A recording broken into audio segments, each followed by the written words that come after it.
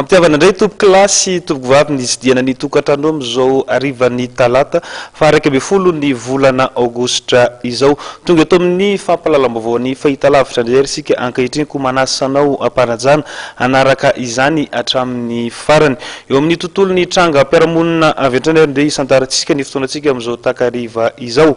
Nisy nakakeriny tetsy amin'ny sekoly Saint Michel etsy Aparibe io maraina io. I Akifa Jafara Ali izay tompon'ny magazay Conforama mpivarotra resaka elektronika etsy Tsaralalàna. Mirakitra izay indrindra dia ndrozy irentsika ary ty fanadidina ity.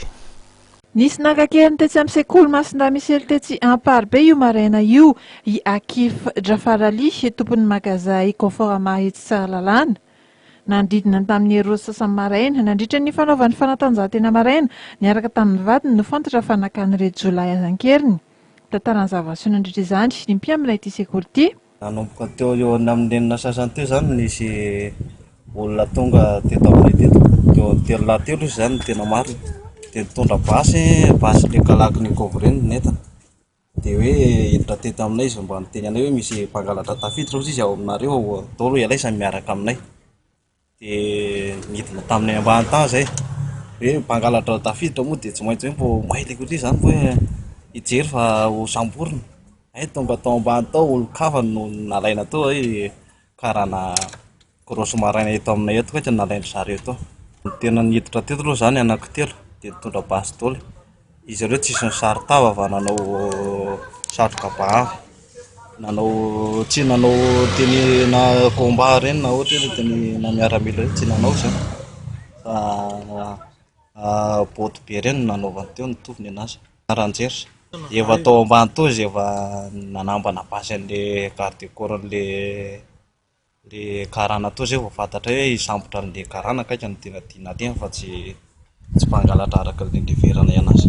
Rehefa nalainy le karana dia nalaina koa ny inona izy ity ny telefônina le vadin'le karana dia nalainy ny basin'le garde corps dia ny telefônina koa lasa ny antony. Izay moa zany tsy nataony inona fa nitazomy fotsiny nitazomy tao ambosina fotsiny dia tsy afaka nieritreritra, tsy afaka tazatazana.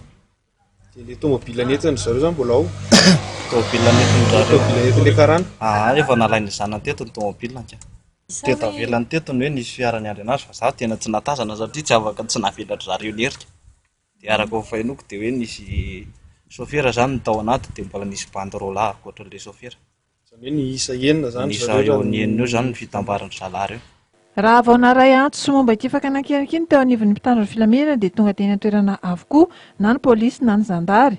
Araka ny fanazavana dia sy mbola misy hatreto ny fifandraisana teo amin'ireo mpakankeriny sy ny fianakavian'ity mpandraharaha ity. Hatreto ihany koa dia sy mbola nametraka fitoriana tany amin'ny mpitandro ny filaminana ny fianakaviana.